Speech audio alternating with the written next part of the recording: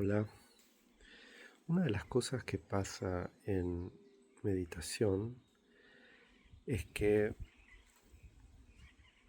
estás muy sensible a lo que ocurre sensorial, emocional, eh, mentalmente.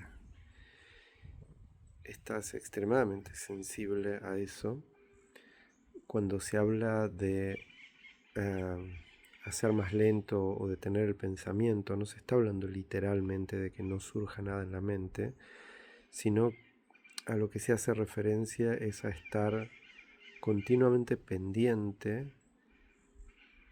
Es como que nuestro flujo de conciencia está obsesionado por el contenido del flujo de comentario y la corriente de interpretaciones. Y hay algo que pasa ahí, y este es el glitch o cortocircuito de la conciencia humana que varias tradiciones de conocimiento esencial señalan, y es que al hacer esto lo que ocurre es que aquella parte nuestra con la que nos identificamos se desconecta de el campo y del proceso de la realidad. Esto no quiere decir que en realidad haya algo desconectado. Es como una especie de bucle psíquico.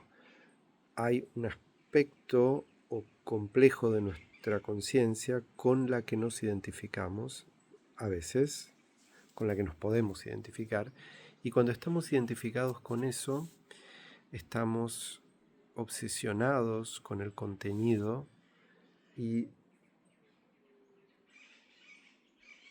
el colapso del campo de la realidad que hace esa lectura. No solo eso, sino que lo defendemos obsesivamente sosteniendo que para interactuar con la realidad de una manera efectiva y eficiente es necesario e inevitable funcionar de esa manera y con esa obsesión de achatar el campo de procesos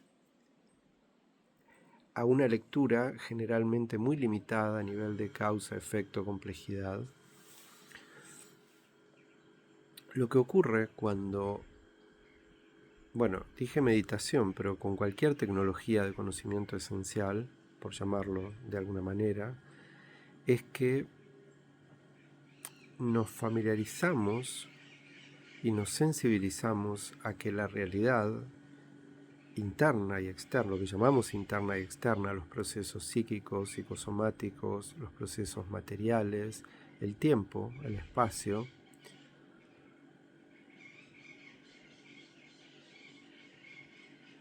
tienen su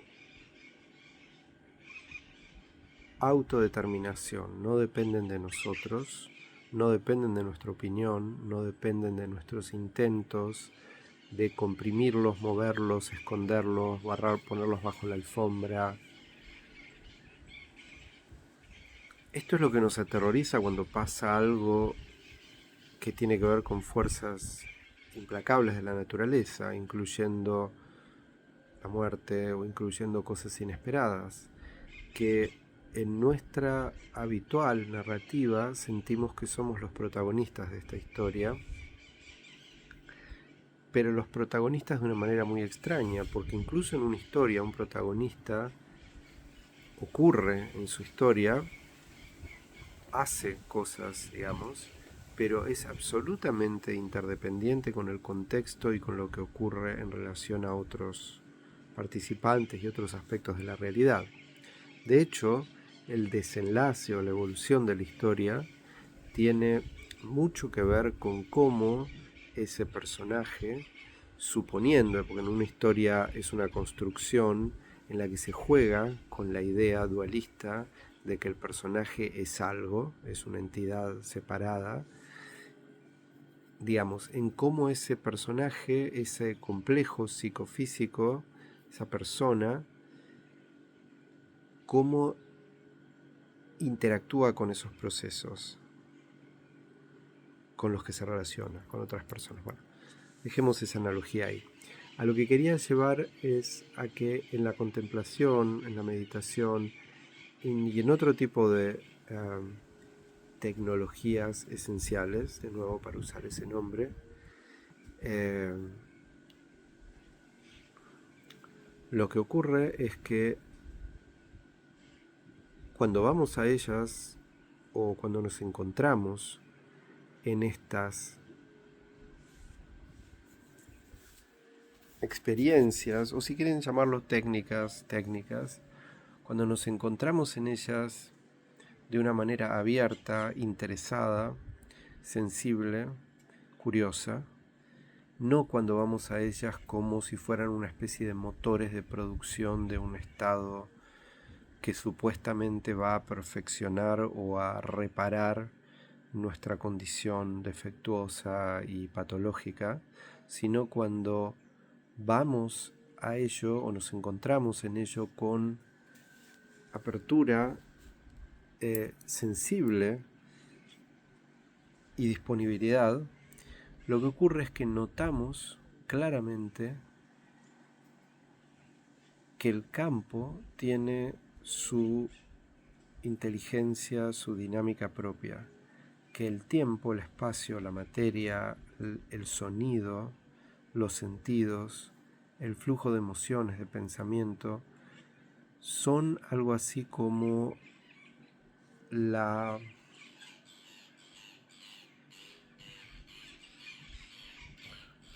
algo así como un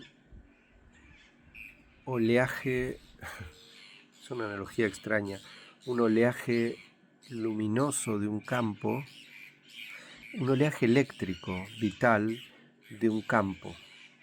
Todas estas analogías suenan, me cuesta mucho expresar esto porque suenan a ya sea cosas muy gaseosas o muy hippie o muy pseudo espirituales o demasiado fáciles de aceptar si uno tiene un fanatismo o un prejuicio espiritualista, o demasiado fáciles de rechazar si uno tiene un prejuicio materialista.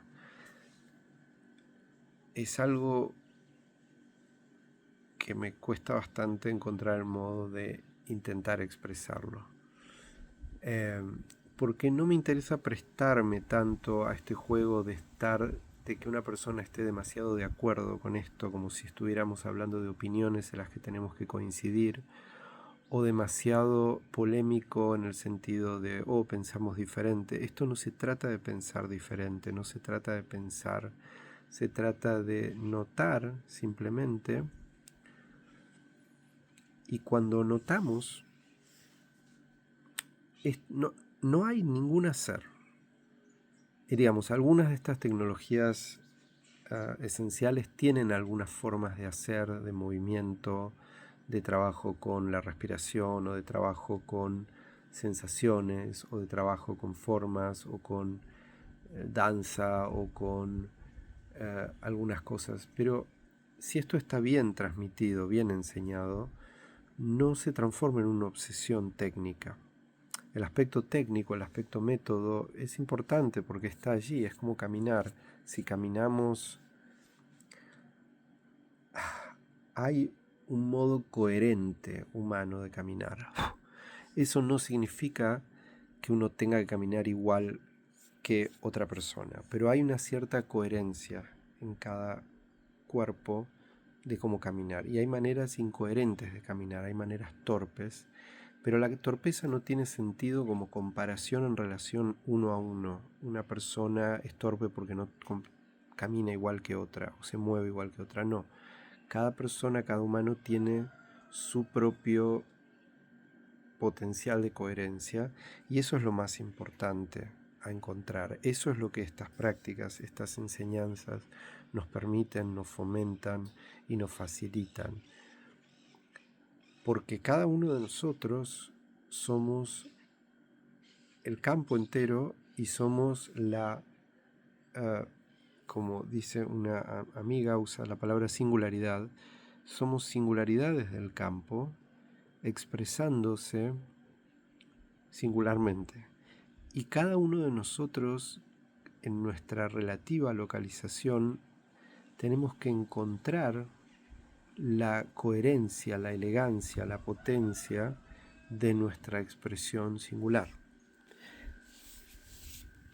Y no hay en esto conflicto entre campo y singularidad. Pero los humanos tenemos este tema de esta fricción entre la totalidad y lo singular. Esto se ha expresado, no sé, filosóficamente, como el tema de los universales y las cosas singulares. Se expresa en las opiniones personales, se expresa en las cosas que ocurren en una familia, la idea de que todos deberíamos ser uno. ¿Qué significa ser uno? Los humanos tenemos este tema. Intuimos que somos algo que lo asociamos a la idea de uno y sentimos que el sentido tiene que ver con encontrar esa unidad.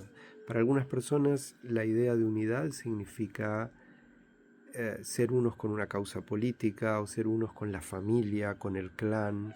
Esto puede volverse tan ridículo como que, por ejemplo, la identidad que una persona siente con un clan mafioso puede ser una forma de una especie de aspiración mística. Se habla en antropología y en psicología de la participación mística en el sentido un poco peyorativo, ¿no? De los...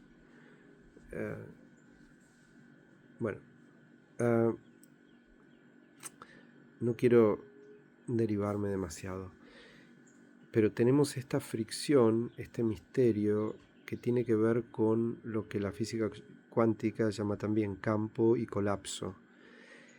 Cómo el campo se instancia en una posible localización con una dinámica energética particular, cómo esto de cómo ocurre la singularidad y el campo. No voy a seguir repitiendo. Pero la práctica, lo que yo llamo tecnologías esenciales, básicamente lo que ocurre es esta familiarización con que el campo y la materia y el tiempo tienen una naturaleza misteriosa, que en el cotidiano la damos por sentado. Por ejemplo, por eso a veces tienen sentido lo que se suele llamar retiros. Un retiro es una experiencia generalmente delimitada en tiempo y espacio, en el que un humano se extroyecta, se eyecta de su matriz de referencia habitual, de su familia, de su cultura, de sus amigos, de sus distracciones, de sus ocupaciones, y se sumerge en una condición, generalmente en un lugar potente, en un entorno natural poderoso, inmerso en ese poder que a los humanos nos da terror, que es la potencia de la naturaleza, y en oposición a la cual desarrollamos muchas de nuestras redes conceptuales y tecnológicas.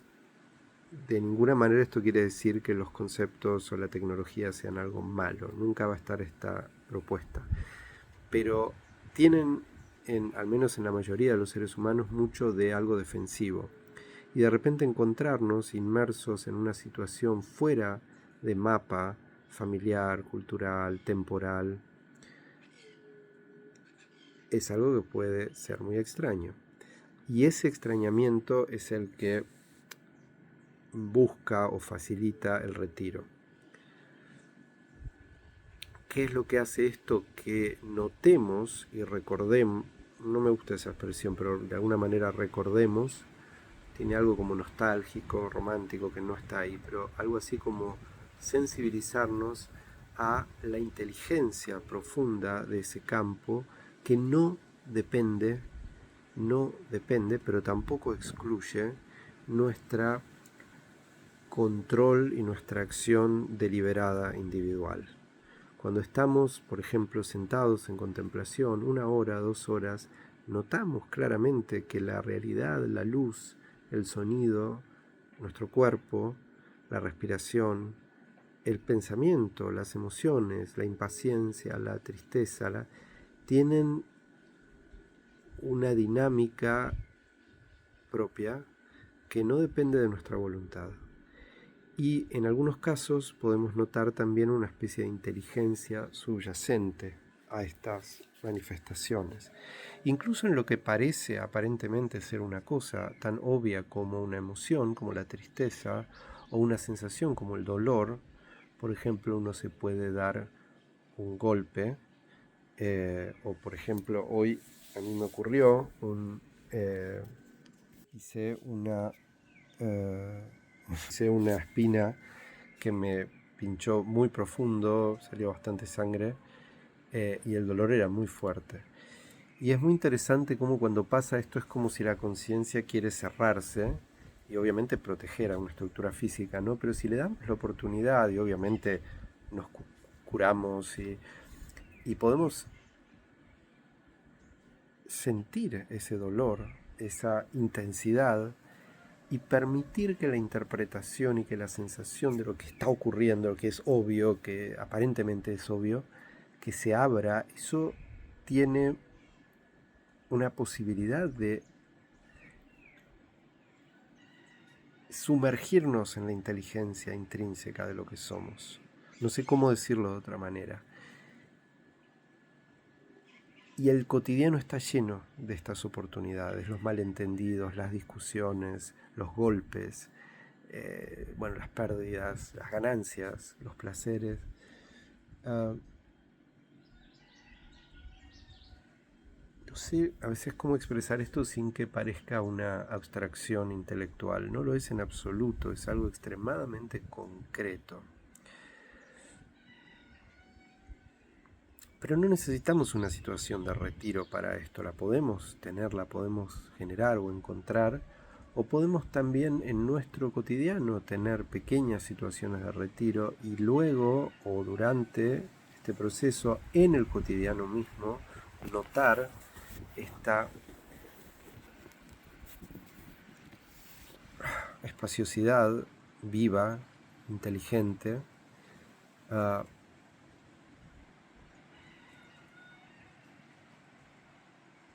y lo que va ocurriendo generalmente con un poco de tiempo, de experiencia, de familiarización, es que va habiendo una confianza cada vez más potente, una entrega cada vez más potente a esa inteligencia que claramente notamos presente en cada una de estas manifestaciones, sensibles, materiales, sonoras.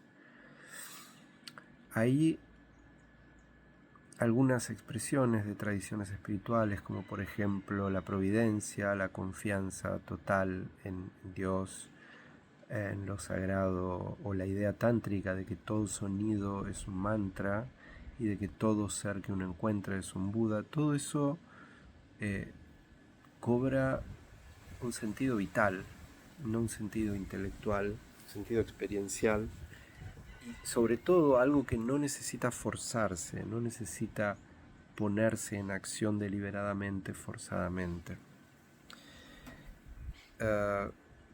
Esto es, creo que interesante.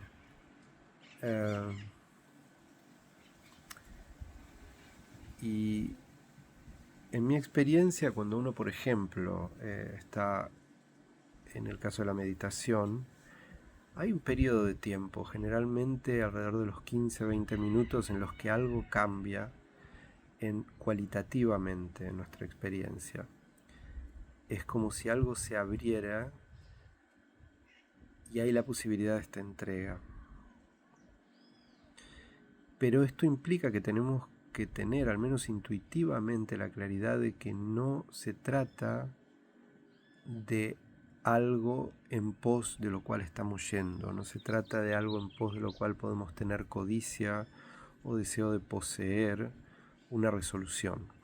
Esto es lo que suele pasar muchas veces cuando una persona viene de la dinámica ordinaria humana, de este flujo continuo de esperanza y miedo y de desesperación, y se interesa por algo espiritual, parece querer hacer una especie de modificación, de transacción, es como si cambiara de banco, ¿no?